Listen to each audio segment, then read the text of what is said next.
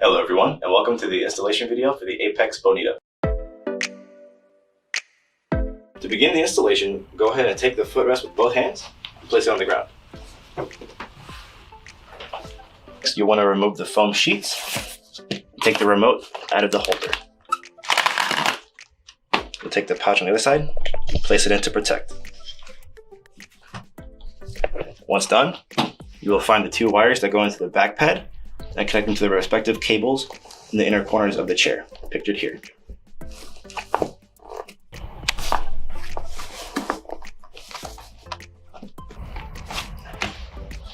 Once done, take the pad, place it down, spread evenly to assure coverage.